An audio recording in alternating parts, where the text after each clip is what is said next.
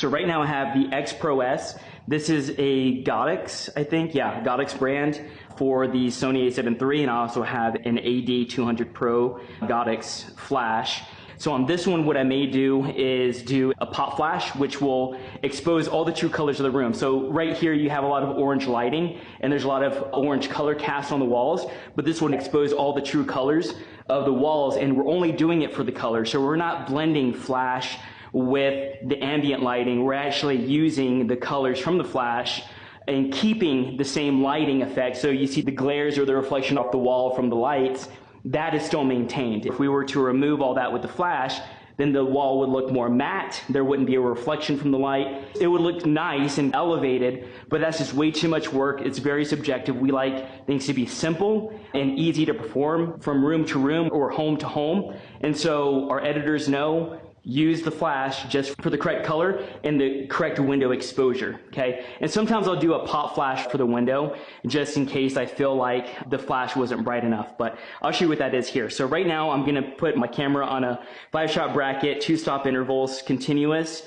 My metered manual is gonna be at probably, we'll do -1 or -0.7, whichever is there. So right now we have -0.7, and I have my verticals, I have a sliver of the door. I'm gonna get a more front shot of the door, but right now, just to establish this room, I'm getting an edge, a third wall here, and the sliver of the door, so that way it shows this is the edge of the room, and there's a door over here, and we're gonna get to that in just a minute. So I'm gonna go ahead and do my autofocus, and then we will let that shoot. I'm not gonna move. Okay, now I'm gonna turn on my flash. My flash has presets A, B, C, and D. So A is +3, and then we have +2 exposure, +1 exposure, and then my flash is set up on through the lens as well, TTL, on D, so that's 0, that is correct exposure. I have my shutter speed at 1/250th of a second at ISO 320.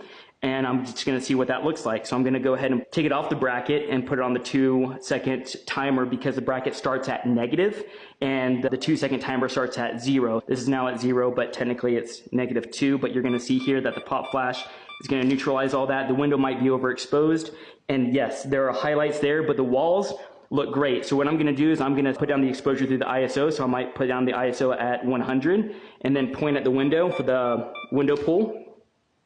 And now we have a window pull. So we're gonna use a combination of the correct coloring as well as a window pull. So the correct coloring is gonna be the flash layer at the very bottom in Photoshop. Everything else is gonna be blended together with luminosity, so that way it exposes the color at the bottom. And then the window pull is gonna be, the layer is gonna be brought up at the top with a darkened layer, and we're gonna cut out the window so that way we can see through and everything's exposed properly, okay?